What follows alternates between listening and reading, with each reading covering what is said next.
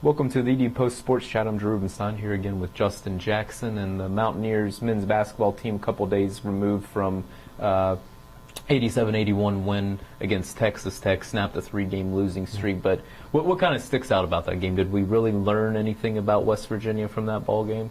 Well, we learned that they are indeed a better program than Texas Tech right now. I mean, it's the second time that they've beat the Red Raiders, and went on the road and beat them in Lubbock. So Terry Henderson shot the ball very well, and I think it might be a start of something special for Terry. I've always kind of thought that he was a little bit better than what his stats are saying at the moment. Now, of course, he kind of started off the year with the shin injury and kind of got out of the gates a little slow and missed a couple of games early on. But I think he's going to continue to get better and improve. You know, he scored a career high 28 against Texas Tech, and not that he's going to go out and score 28 every night, but I think he'll be become a little bit more consistent than what he's been at different points of the season. And that's interesting because, I mean, WVU relies so much on jump shots, and if he is able to get going, I mean, it just opens up so much more with Jawan, and it seems like Terry has the ability to drive to the basket a little bit too. Yeah, I mean, you know, Aaron Harris is kind of known more strictly as a shooter, and I'm not that Aaron can't penetrate, he can, but Terry can do a little bit more of that, and Terry also is a very good shooter and is known as a shooter. But, you know, if you can get Terry going and keep Aaron and Jawan staying consistently where they've been, you know, it certainly gives them that third guy that you have to go out and guard on the perimeter, and it kind of spaces the floor out a little bit, and it could give Jawan and Aaron a little bit more room to drive or shoot, and it would also give Terry a little bit more room because they obviously have to go out and guard Aaron and Jawan as well. So it would definitely spread the floor. If Terry can stay consistent and continue to hit shots, it would certainly help the WVU offense.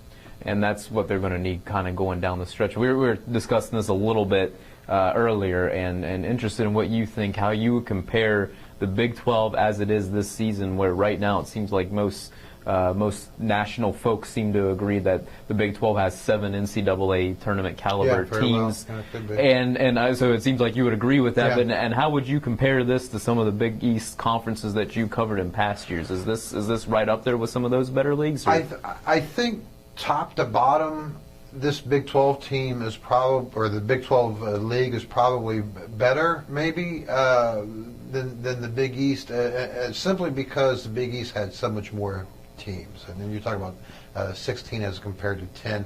It's kind of hard to have 16 really good teams. A little bit easier to have 10, and certainly 7 have a chance at the NCAA, or at least have a chance at postseason.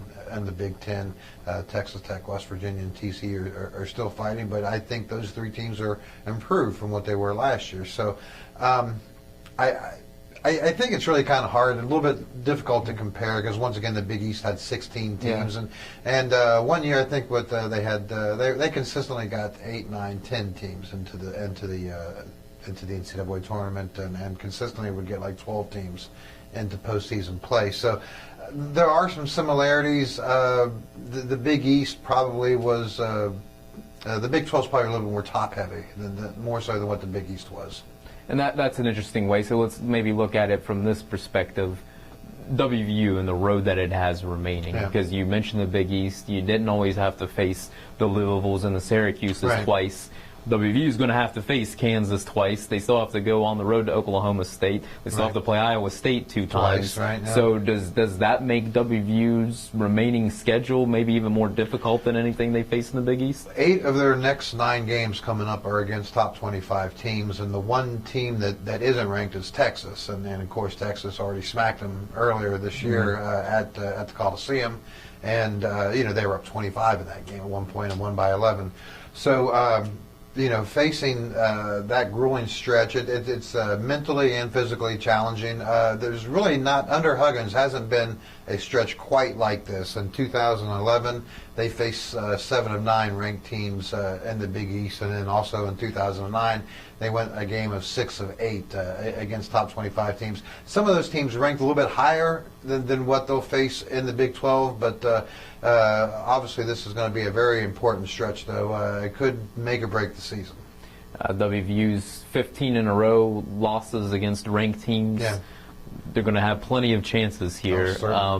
Is this team as close as what everybody's saying, and what do they need to do? What do they need to prove, I guess, over this grueling stretch? Because obviously nobody's expecting them to run the table or even go 500, but what do they need to prove that this program's headed in the right direction here? The one problem against ranked teams that they'll have this year is that they'll have to, they're not going to really hold them down. They're not going to hold down a Kansas from scoring, and they're not going to hold a Baylor down from scoring.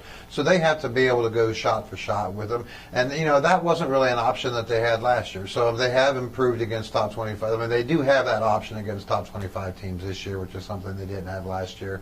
As far as knocking off a top 25 team, I mean, it's not easy. If you get hot, you might be able to score with an Oklahoma because Oklahoma is not one of the better defensive teams in the Big 12. If you catch a Baylor on an off night, obviously Texas Tech has already knocked off Baylor. TCU beat Kansas last year. So, I mean, there's always that. Can happen. Yeah, there's always that kind of hope that, maybe you catch a team on a bad night, or you catch a team that maybe they're overlooking, or West Virginia on a night where you get Henderson and Staten and Harris, and they all score like 20 points each, and you start making some shots, and you maybe get something like that. I think that would probably be West Virginia's best option right now is just to get hot and hope you can go point for point with one of these teams coming up on the schedule. All right, and last one, just looking at Saturday's game against Oklahoma State, WVU took the Cowboys down to the wire in Morgantown.